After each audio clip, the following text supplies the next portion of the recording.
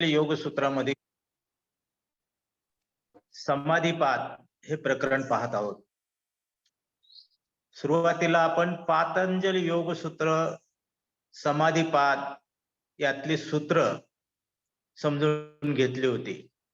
आता आपण व्यास भाष्य पातंजल योग सूत्रावरती व्यासांनी काय भाष्य केलेले, काय टीका केलेली हे पाहत आहोत.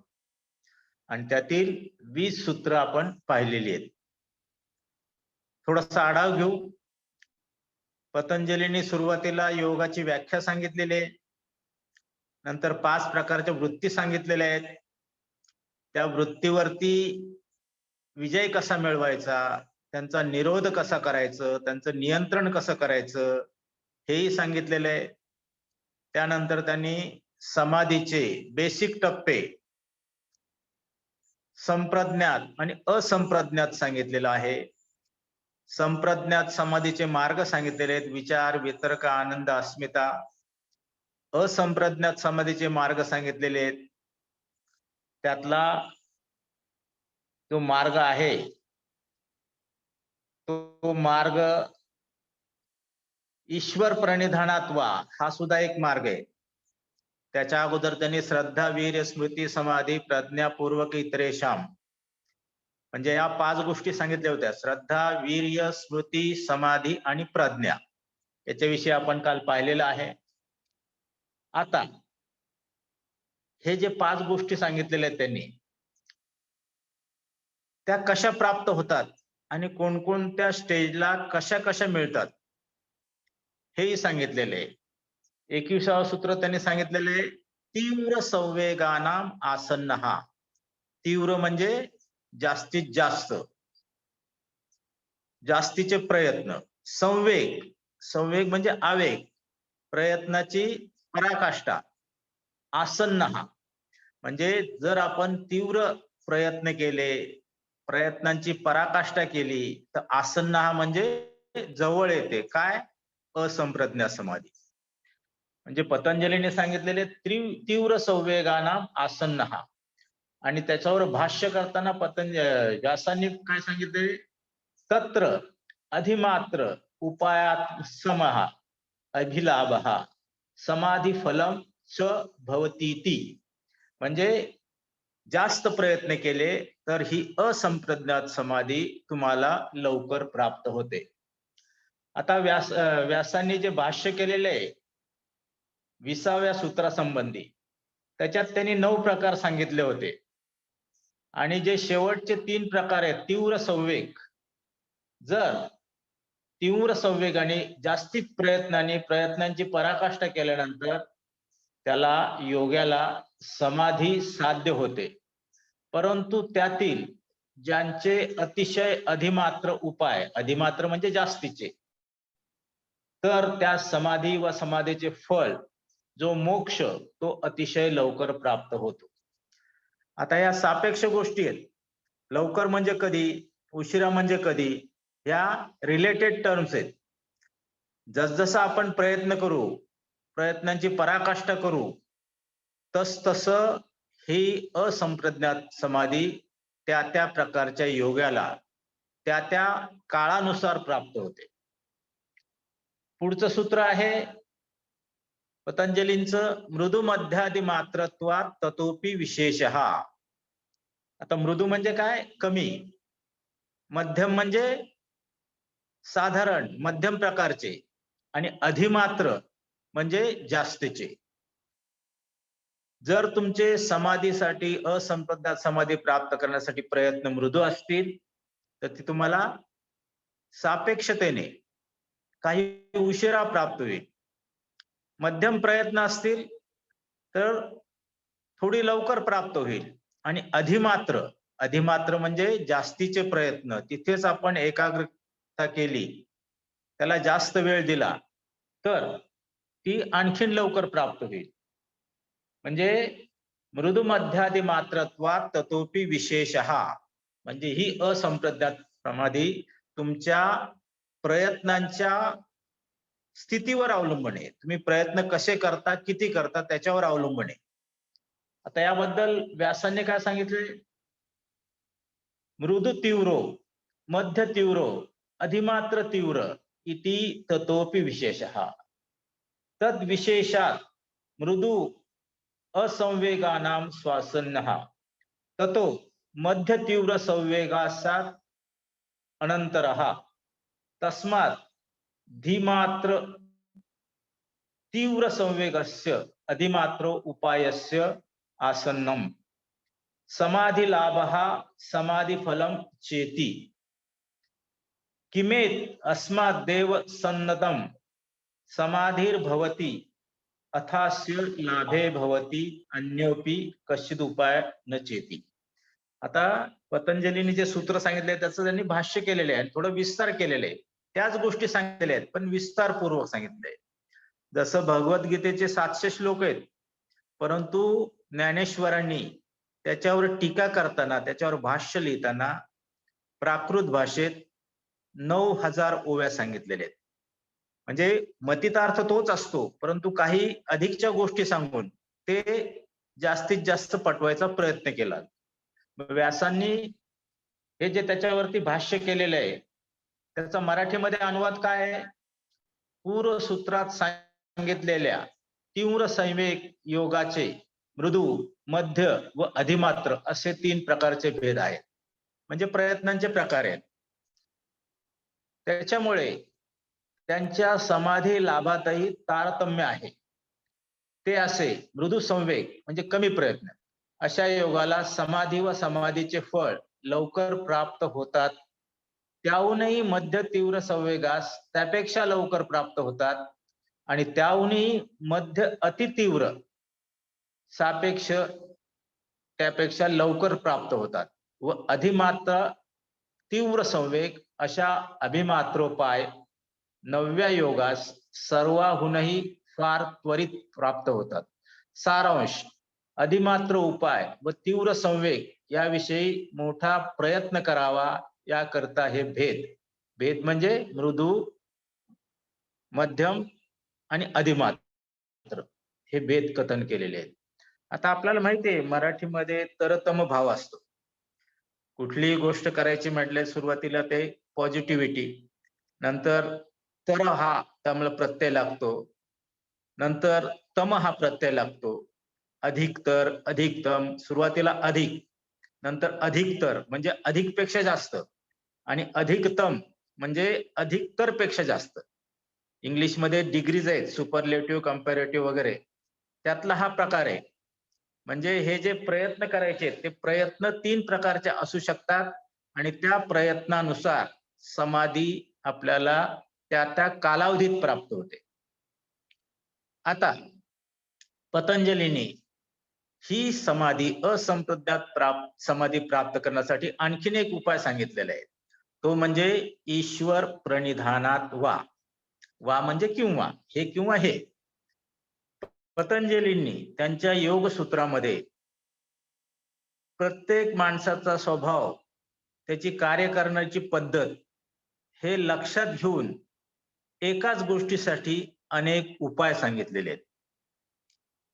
आता ही असंप्रज्ञात समाधी प्राप्त करण्यासाठी तुम्ही मृदूमध्ये प्रयत्न करू शकता, ईश्वर प्रणिधान करू शकता, श्रद्धा, वीर्य, समाधी, प्रज्ञा यांचा उपयोग करू, कुठल्याही एका, सगळेच केले पाहिजे असं नाही, कुठल्याही एका उपायाने, परंतु ते उपाय निष्ठापूर्वक आणि अधिमात्र म्हणजे जास्त प्रयत्नपूर्वक, मॅक्झिमम आपले जे क्षमता आहे त्यानुसार प्रयत्न केले की त्यानुसार त्या सिद्धी किंवा तो समाधीचा भाग आपल्याला प्राप्त होतो।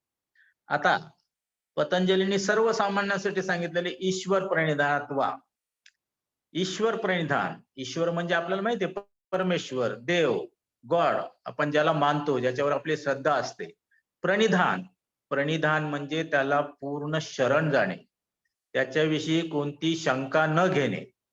अशा पद्धतीने जर आपण ईश्वराला भजलं, त्याला मानलं, तर आपल्याला ही असंप्रज्ञात समाधी प्राप्त होऊ शकते।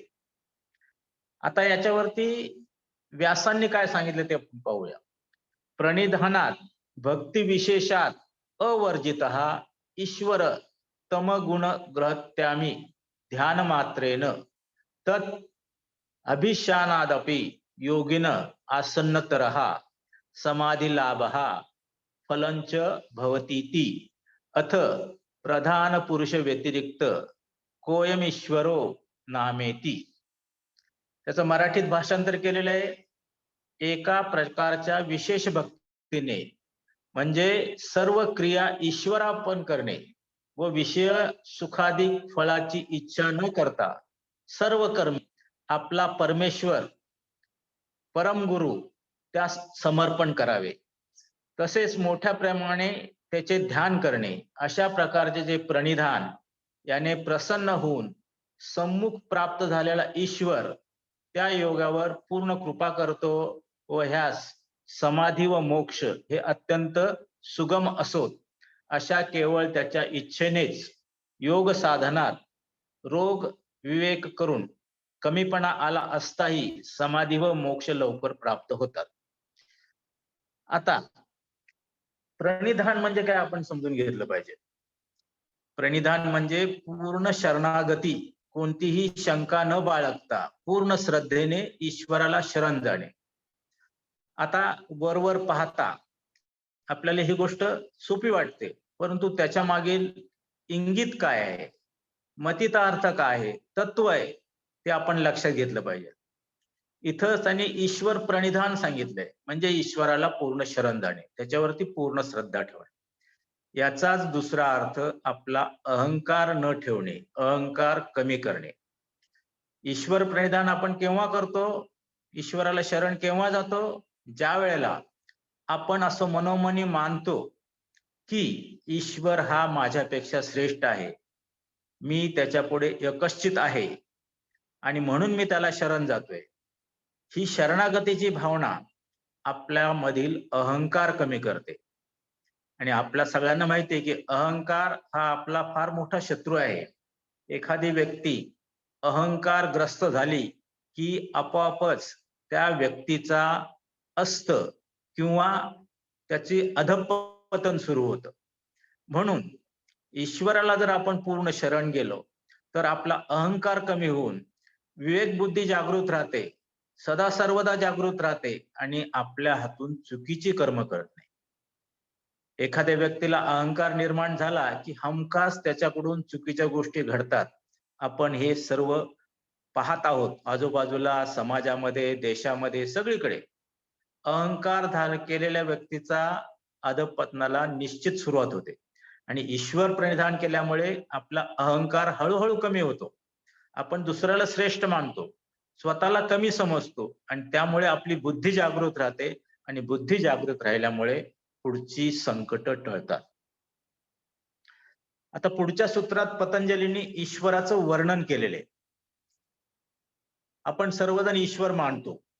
काही लोक वरवर म्हणतात आम्ही ईश्वर वगैरे मानत नाही, ईश्वर वगैरे झूट आहे. परंतु प्रत्येकाच्या मनात ही श्रद्धा असतेच की ईश्वर आहे आणि तोच सगळ्या ह्या गोष्टी चालवत आहे. माझ्या सुखदुःखाला सुद्धा तो कारणीभूत आहे. माझ्याकडून जे काही घडतं ते ईश्वरच घडवून देतो. गीतेमध्ये याबाबत सविस्तर वर्णन केलेले आहे. परंतु पतंजलीने 24व्या सूत्रात ईश्वराचं वर्णन केलेले. ईश्वर कसा आहे त्यांनी सांगितलेले, क्लेश कर्म विपाक आशयैहि अपरामृष्टः पुरुष विशेष ईश्वरः. क्लेश म्हणजे दुःख संकट, कर्म विपाक म्हणजे आपण केलेल्या कर्माचे परिणाम, त्याचा आशय म्हणजे साठा, यापासून जो अलिप्त आहे, म्हणजे कुठल्याही प्रकारच्या दुःखापासून अलिप्त, केलेल्या कर्माच्या फलापासून अलिप्त, केलेल्या कर्माच्या आशय साठ्यापासून अलिप्त असा जो आहे तो पुरुष विशेष म्हणजे ईश्वर आहे. आता ही ईश्वराची व्याख्या पतंजलींनी त्यांच्या पद्धतीने केलेली आहे, परंतु व्यासाने त्याच्यावरती भाष्य करताना ईश्वराचं फार मोठ्या प्रमाणात वर्णन केले. आपण सर्व पाहणार नाहोत, काही यातला भाग पाहणार आहोत. अविद्यादयः क्लेशाः कुशला कुशलानि कर्माणि सत्फलम विपाक सद्गुणानां वासना आशयाः तेच मनसि वर्तमानाः पुरुषे व्यपदिश्यन्ते स हि तत्फलस्य भोक्ताः इति यथा जयः पराजयो वा योदृशु वर्तमानः स्वामिनी व्यपदिश्यते यो ह्यनेन भोगेन परामृष्टः स पुरुष विशेष ईश्वरः. म्हणजे पतंजलींची शेवटचे काही शब्द त्यांनी इथे रिपीट केलेले आहेत. कैवल्यम प्राप्तस्तहिं संती च बहवः केवलिनः तेहि त्रीणि बंधनानि छित्त्वा कैवल्यम प्राप्ताः ईश्वरस्य च तत्संबंधो न भूतो न भावी यथा मुक्तस्य पूर्वबंधा कोटीही प्रज्ञायते नैव ईश्वरस्य. आणखीनही त्यांनी पुढे बरंच सांगितलेलं आहे. आपण त्यातलं मराठी भाष्य पाहूया. अविद्या, अस्मिता, राग, द्वेष व अभिनिवेश हे 5 क्लेश संज्ञक. आता हे अविद्या, अस्मिता, राग, द्वेष, अभिनिवेश हे आपल्याला दुसऱ्या पादामध्ये जो साधन पाद आहे त्यामध्ये सांगितलेले. हे क्लेश संज्ञक यांची लक्षणे पुढे सांगू. चांगले किंवा वाईट या साधन ती कर्मे अर्थात धर्म व अधर्म रूप कर्मे त्या क्लेश व कर्मांचा जो विपाक म्हणजेच फळ त्यास अनुसरून असणाऱ्या त्या वासना आता ह्या अंतःकरणाच्या ठिकाणी असतात. परंतु फल भोगणारा पुरुष अशा पुरुषावर त्यांचा मुख्य व्यवहार होतो. या दृष्टांत असा जय अथवा पराजय हे युद्ध करणारे संपादन करीतात. आता हे भाषांतर मागे मी तुम्हाला सांगितलेले 1897 सालचे. त्यामुळे त्या काळात जी भाषा प्रचलित होती त्यानुसार हे वर्णन केले. त्या काळी फार मोठी मोठी वाक्य वापरता यायची आणि त्यामुळे आपल्याला हे जे भाष्य आहे ते थोडस क्लिष्ट वाटतंय. आता पुढे त्यांनी सांगितलेलं आहे, पूर्वी सांगितलेला जो क्लेश कर्माच्या फलांचा भोग त्याने जो नेहमी अलिप्त म्हणजे ज्याला त्या भोगाचा कधीही संबंध नाही असा सकल अन्य पुरुषाहून श्रेष्ठ तो ईश्वर म्हणजे इच्छेनेच सकल जगत उद्धारण्याविषयी समर्थ आहे असा. आता या पद्धतीने त्यांनी ईश्वराचं वर्णन केलेले. क्लेश कर्म विपाकाशयी अपरामृष्टा पुरुष विशेष ईश्वरः. क्लेश म्हणजे आपल्याला माहितीये संकट, त्रास, दुःख आणि साधन पादामध्ये 5 क्लेश सांगितलेले. अविद्या, अस्मिता, राग, द्वेष आणि अभिनिवेश. अविद्या म्हणजे काय? अज्ञान, चुकीची माहिती. अस्मिता म्हणजे अहंकार, गर्व. राग, राग म्हणजे काय? एखाद्या विषयाची आसक्ती, अति आवड. थोडक्यात त्याला व्यसन सुद्धा म्हणू शकतो. द्वेष म्हणजे तिरस्कार आणि अभिनिवेश म्हणजे मृत्यूचं भय. ह्या 5 गोष्टी मानवाला क्लेशकारक असून त्यांच्या आहारी जर आपण गेलो तर त्यापासून निश्चितपणे आपल्याला त्रास, दुःख, संकट येतात. पुढच्या साधन पादामध्ये ही सगळी माहिती आपल्याला मिळणार आहे. तर पतंजलीने जे सांगितलेले ईश्वराचं वर्णन, क्लेश कर्म विपाक आशयी अपरामृष्टः पुरुष विशेष ईश्वरः. क्लेश म्हणजे सगळ्या त्रासापासून जो मुक्त आहे. आज आपल्याला असा एकही माणूस किंवा व्यक्ती सापडणार नाही की जिला कोणताच त्रास नाही. योगाची वाटचाल ही मानवापासून ईश्वरापर्यंत होत असते. योगाचं मूळ काय? मोक्ष. मोक्ष म्हणजे स्वतः ईश्वर होणे आणि ईश्वर होणे म्हणजेच काय? क्लेश कर्म विपाक, सर्व प्रकारच्या दुःखापासून, संकटापासून मुक्ती.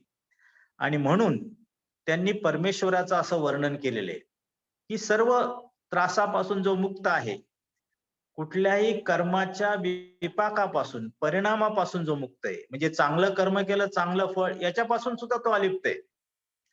आणि कर्माचा आशय म्हणजे कर्माचा साठा. कर्माचा ज्या प्रकारे साठा होतो त्याप्रमाणे सुख दुःख भोगावी लागतात. पतंजलींनी दुसऱ्या पादात हे सांगितलेले. क्लेश मूलः कर्माशयो दृष्टादृष्ट जन्म वेदनीय. सर्व त्रास संकट यांचं मूळ काय आहे? क्लेश मूल हा कर्माशय, केलेल्या कर्माचं फळ, त्याचा आशय, त्याचा साठा, आणि त्याद्वारे आपल्याला सुख दुःख भोगावे लागतात. मी सुख दुःखापासून सुद्धा, सुखापासून सुद्धा अलिप्त होणं, दुःखापासून तर होणं, तर त्याला पतंजलींनी ईश्वर असं म्हटलेले. आणि योग आपल्याला ईश्वराप्रती, आपल्याला स्वतःला ईश्वर बनवण्यासाठी अत्यंत उपयुक्त ठरतो. पण केव्हा? त्याचं जर आपण शास्त्रोक्त पद्धतीने आचरण केलं तर. अशा प्रकारे पतंजलींनी परमेश्वराचं वर्णन काही सूत्रामध्ये केलेलं आहे. पुढच्या सूत्रामध्ये पतंजली आणखीन काही वर्णन करतात ईश्वरा संदर्भात. ते असं आहे, तत्र निरतिशयम सर्वज्ञ बीजम. तत्र म्हणजे ईश्वराच्या ठिकाणी,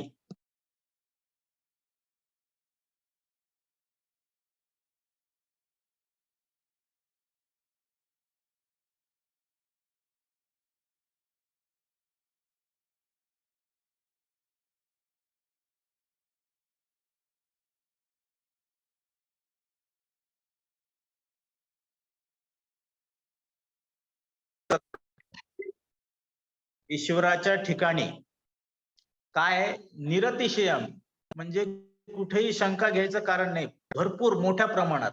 सर्वज्ञ बीजम, सर्वज्ञ म्हणजे सर्व प्रकारचं ज्ञान, पण कसं आहे? बीज रूपाने. आपण एखादं वडाचं मोठं झाड पाहतो, परंतु त्याचं बी केवढं असतं? अत्यंत छोटं, मोहरी एवढं बी असतं त्याचं. त्या बीजामध्ये जसा वटवृक्ष सामावलेला असतो, आता काही ठिकाणी 5-5 एकरामध्ये एक वटवृक्ष आहे. आपल्याला 5 एकर म्हणजे किती? जवळजवळ 2 लाख स्क्वेअर फूट एवढ्या एरियामध्ये एक वटवृक्ष असतो, परंतु त्याचं बी केवढं असतं? अत्यंत छोटं. म्हणजे ईश्वराकडं सर्व गोष्टींचं ज्ञान आहे, पण कसं आहे? बीज रूपाने. म्हणजे पतंजली सांगतात की त्या ईश्वराकडे सर्वज्ञपणाचे बीज आहे. आता यावरती भाष्य करताना काय सांगितलेले त्यांनी?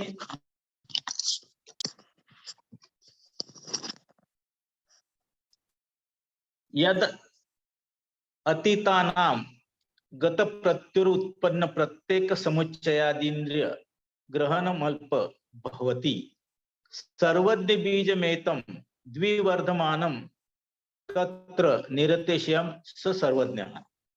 अस्तु काष्ठाप्राप्ति सर्वज्ञ बीजस्य सातिशयत्वात् परिणाम अदिति यत्र काष्ठां प्राप्तिर्ज्ञानस्य स सर्वज्ञः स च पुरुष विशेष इति सामान्य मात्रोपसंहारे कृतोपक्ष यनुमानः न विशेषमाप्तिपत्तो समर्थम इति तस्य संज्ञादि विशेष प्रतिपत्तिरागमतः पर्यवेक्षा तस्मात् मानुग्रह भावेपि भूतानुग्रहा प्रयोजनम ज्ञान धर्मोपदेशेन कल्पमय महामलयेषु संसारिणः पुरुषानुद्धिरिपि तथा चोक्तम आदि विद्वान निर्माण चित्तम अधिष्ठाय कारुण्यात् भगवान परमेश्वर सुरये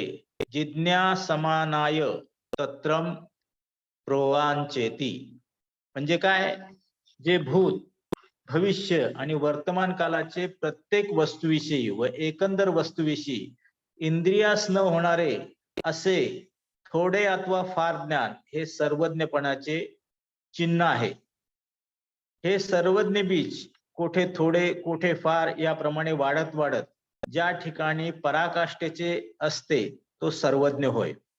आता ह्याचं उदाहरण द्यायचं म्हटल्यानंतर आपल्या नेहमीच्या जीवनातील उदाहरण सर्वज्ञ. पण आता हा जो परमेश्वर आहे हा सगळ्यांचा गुरु आहे हे सुद्धा त्यांनी पुढे सांगितलेले.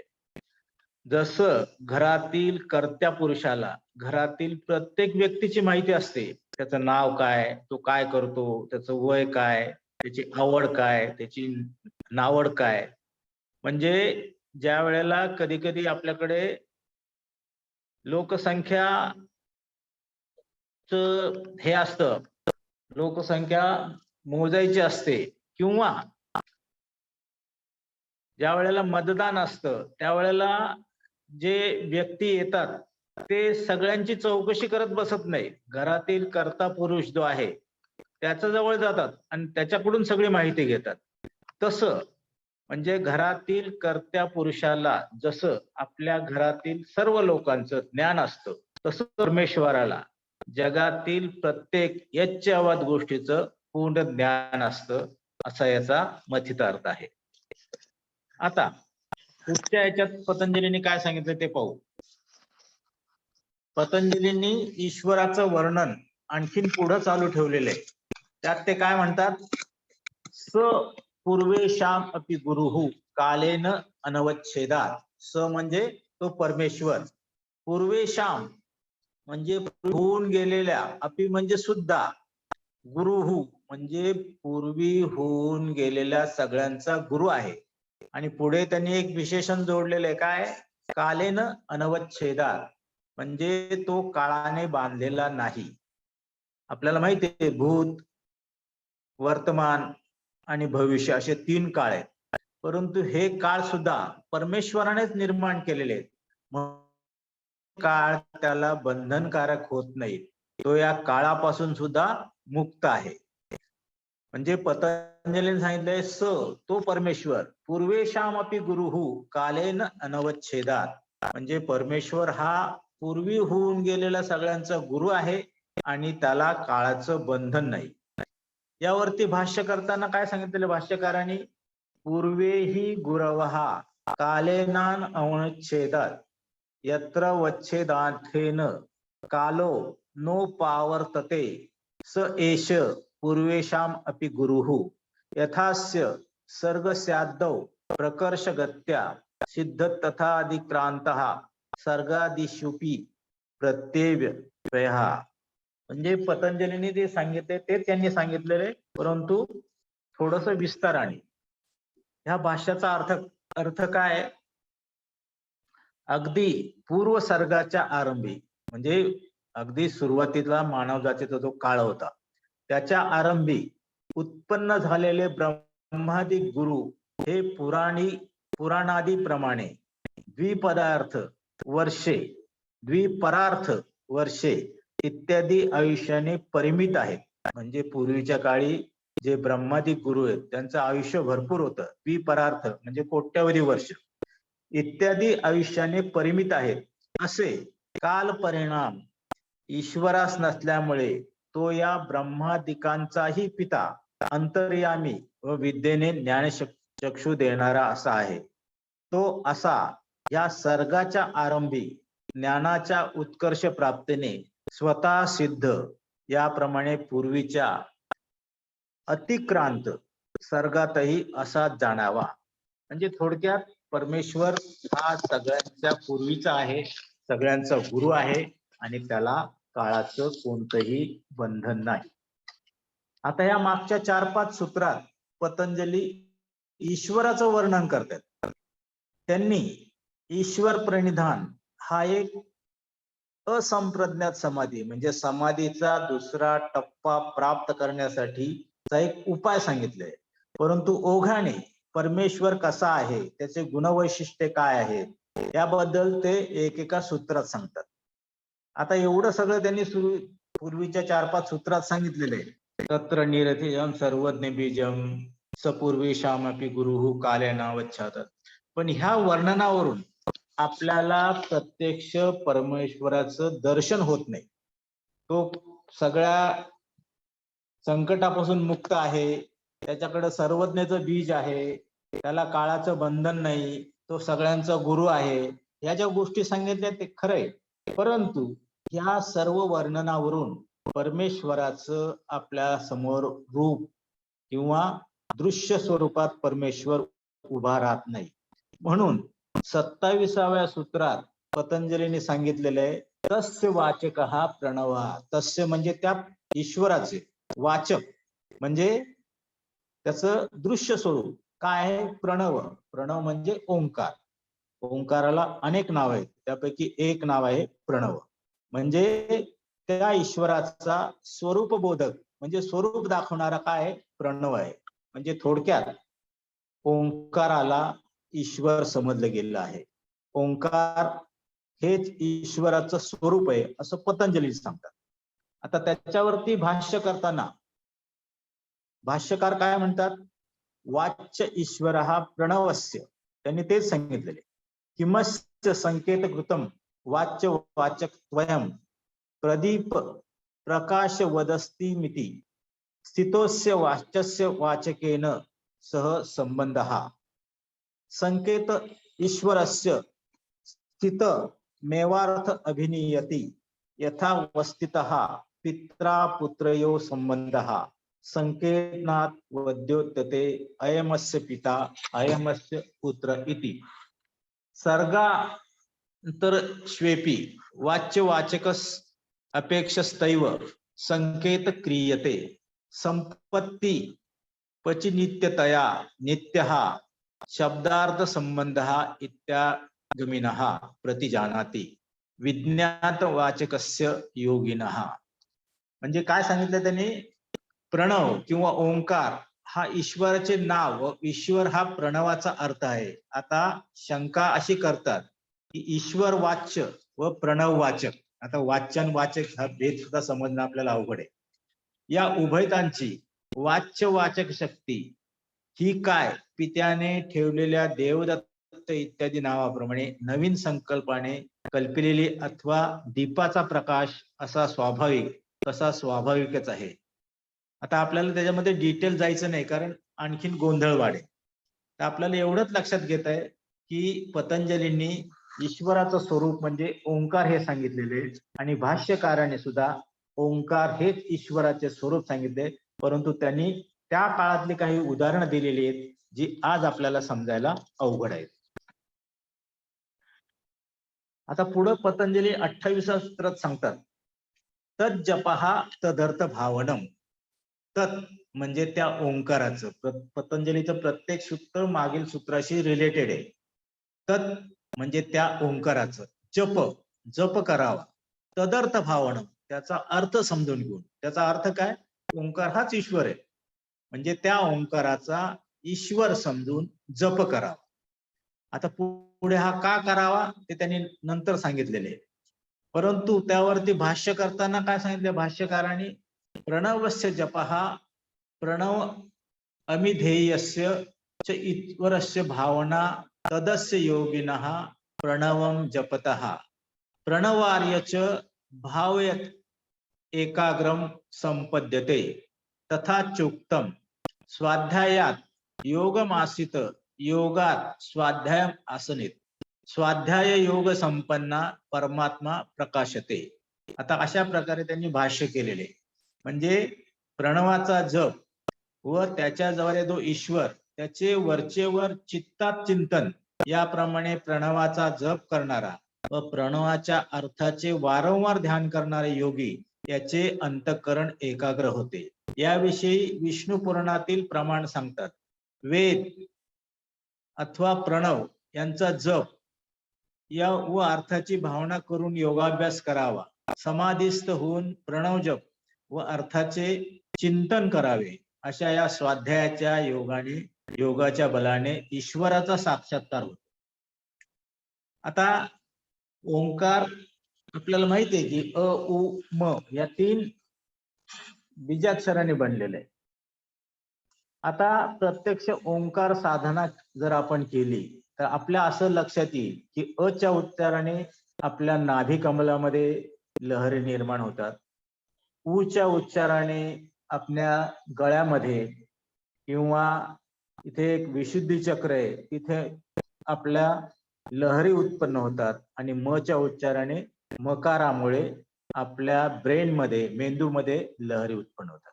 आणि त्यामुळे असा जर जप केला तर सर्व प्रकारची आपल्याला जी शारीरिक आणि मानसिक स्वस्थता आहे ती लाभत असते. म्हणजे थोडक्यात ओंकाराचा जप केल्यानंतर शारीरिक आणि मानसिक स्तरावर फायदे होतात. आणखीन काय सांगितलं त्याच्यात, म्हणजे ओंकाराचा जप केल्याने 29व्या सूत्रात पतंजली सांगतात, ततः प्रत्येक चेतना अधिगमो अपि अंतराया भावश्च. ततः म्हणजे हा ओंकाराचा जप केल्यामुळे प्रत्येक चेतना, प्रत्येक व्यक्तीच्या मध्ये विशिष्ट अशी शक्ती असते, चेतना असते, ती बाहेर येते, तिचं दृश्य स्वरूप आपल्याला मिळतं. इतर वेळेला ती सुप्त असते, ती जागृत होते. आणि अंतराय अभावश्य, आणि योगाच्या मार्गातील अडथळे दूर होतात. भाष्यात काय सांगितलेलं आहे, ए तावत अंतराया व्याधी प्रभूतयस्त तावित ईश्वर प्रणिधानश्च भवन्ति स्वरूप दर्शनम तस्य भवति एतवेश्वरः पुरुषः शुद्धः प्रसन्नः केवल अनुपसर्ग तथा मपि बुद्धेः प्रतिसंवेदी य पुरुषः इत्येव मधि गच्छति तथा केन्तराया ये चित्तस्य विक्षेपकः के पुनश्च क्रियन्तो चेती. याचा अर्थ काय सांगितलेला आहे, पूर्वी सांगितलेल्या ईश्वराच्या भक्तीने योगात होणारे व्याधी इत्यादी विघ्न होत नाहीत आणि जीवाच्या खऱ्या स्वरूपाचा साक्षात्कार होतो. जीवाचं खरं स्वरूप काय, आनंद स्वरूप आहे. व जसा ईश्वर चैतन्ययुक्त, पाप पुण्य विवर्जित, दुःख रहित, केवळ ज्ञान स्वरूप व उपद्रव रहित तसा योगी बनतो, जो बुद्धिवृत्तीचा साक्षी पुरुष आहे असा निश्चय होतो. म्हणजे प्रणवाच्या जपामुळे, ततः म्हणजे पूर्वीच्या सूत्रात सांगितले, तत् जपहा ततर्थ भावनं, प्रणवाचा किंवा ओंकाराचा जप केल्यामुळे काय सांगितलेले, आपल्या आंतरिक शक्ती दृष्टिगोचर होतात, बाहेर येतात आणि आपल्या समोरचे अडथळे नाहीसे होतात. आता पुढच्या सूत्रात पतंजलींनी हे अडथळे कोणकोणते याबद्दल सांगितलेले आहे. काय सांगितलं त्यांनी, व्याधिस्त्यान, संशय प्रमाद, आलस्य अविरती, भ्रांती दर्शन, अलब्ध भूमिकत्व, अनवस्थितत्वानी, चित्त विक्षेपाहा ते अंतरायाः. 9 प्रकारचे अडथळे पतंजलीने सांगितले. मागे आपण पाहिलेले.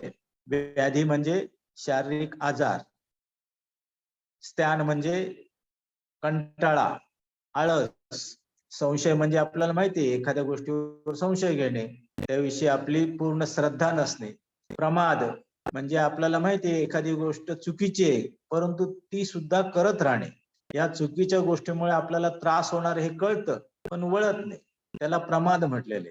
आलस्य म्हणजे शारीरिक आळस, इथे स्त्यान म्हणजे मानसिक आळस आणि आलस्य म्हणजे शारीरिक आळस. अविरती, अविरती म्हणजे आसक्ती. भ्रांती दर्शन म्हणजे वेगवेगळे भ्रम निर्माण होणे. अलब्ध भूमिकत्व म्हणजे प्रयत्न करूनही एखादी गोष्ट न प्राप्त होणे. अनवस्थितत्वाने शरीराच्या अवयवांचा थरकाप होणे. आणि चित्त विक्षेप म्हणजे मन अस्थिर राहणे, हे अंतर आहेत. आता याबद्दल भाष्य करताना व्यासांनी अनेक गोष्टी सांगितलेल्या आहेत, त्या आपण थोडक्यात पाहूया. नव अंतराय चित्तस्य विक्षेपाः सहेते चित्तवृत्ती भी भवते अशाम भावः न भवन्ति वृत्तयः.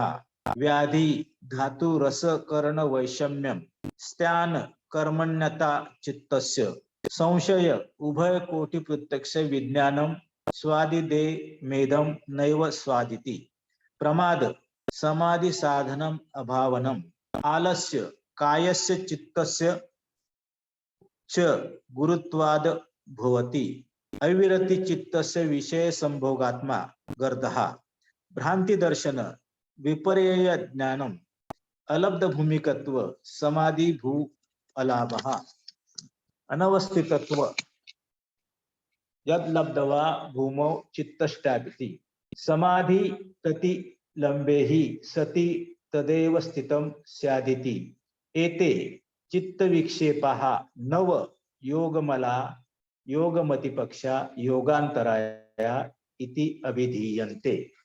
तर याचा अर्थ म्हणजे पतंजलीने जे सांगितले तेच त्यांनी सांगितलेले, परंतु पतंजलीने एका ओळीत सांगितलेले, एका शब्दात सांगितलेले.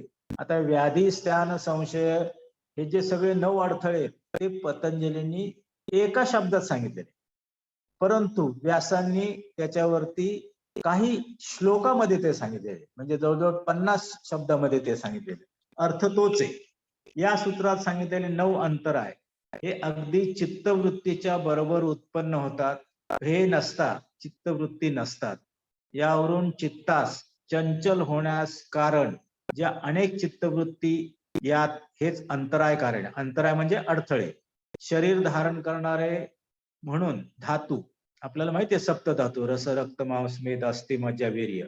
वात, कफ, पित्त हे 3 गुण भक्षण केलेल्या पदार्थाचा परिणाम ते रस, नेत्र इत्यादी व मन इत्यादी इंद्रियाची कारणे यांच्यामध्ये बदल होणे यास व्याधी म्हणतात. म्हणजे पतंजलींनी व्याधी म्हणजे केवळ शारीरिक आजार सांगितले, परंतु यांनी संपूर्ण शरीराचा विचार करून जे सप्त धातू आहेत, ते त्रिगुण आहेत, त्यांचा सुद्धा विचार करून त्याबद्दल त्यांनी सांगितलेले. अशाच प्रकारे व्यासांनी हे जे 9 अंतर आहेत याचा विस्तार करून सांगितलेला आहे. तर हे जे विस्तार आहे तो विस्तार त्या काळाच्या अनुकूल असा सांगितलेला आहे. म्हणजे आजपासून जवळजवळ 125 वर्ष. म्हणजे हे चित्त विक्षेप योगास प्रतिबंध करणारे म्हणून योगाचे अंतराय असे म्हणतात. आता हे अंतराय दूर करण्यासाठी पतंजलींनी काय सांगितलेले आहे? पतंजलींनी सांगितलेले आहे की ईश्वर प्रणिधानात वा, आणि पुढे सांगितलेलं आहे तज्जपहा तदर्थ भावनम, म्हणजे ओंकाराचा जप केल्याने हे सगळे अडथळे निश्चितपणे दूर होतात. आणि ह्या अडथळ्यावरचा उपाय केवळ एक आणि एकच आहे, हा म्हणजे ओंकार जप भावना. ओंकार जप करण्यासाठी कुठलीही साधनं लागत नाही. आपण स्वतः एकांत ठिकाणी बसून काही काळ पूर्ण भगवंताचं स्मरण करून जर आपण ओंकार जप केला तर हे सगळे 9 अडथळे जे आपल्या जीवनात सुद्धा त्रासदायक असतात हे दूर होतात. योग हे अनुभूतीचं शास्त्र आहे. योगामध्ये केवळ तत्वज्ञान सांगितलं नाही, ते तत्वज्ञान आचरणात कसं आणायचं आणि त्याद्वारे लाभ कसे प्राप्त होतात हे सविस्तर सांगितलेले आहे. म्हणून पुन्हा एकदा सांगतो, आपण हा जो योगशास्त्राचा अभ्यास करत आहात, पतंजली योगसूत्राचा अभ्यास करत आहात, हा केवळ परीक्षेपुरता न करता त्याचं आपल्या जीवनामध्ये जास्तीत जास्त आचरण करायचा जर आपण प्रयत्न केला तर पतंजली योगसूत्रातील प्रत्येक सूत्र हे 100% खरं आहे, कसोटीला उतरणार आहे हे आपल्याला लक्षात येईल. आज आपण इथे थांबूया. कोणाला काही विचारायचं असेल ते विचारा.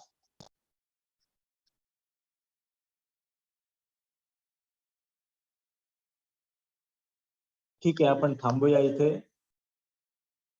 पुढच्या सत्रामध्ये आपण पुढील सूत्रांचा विचार करणार आहोत. धन्यवाद.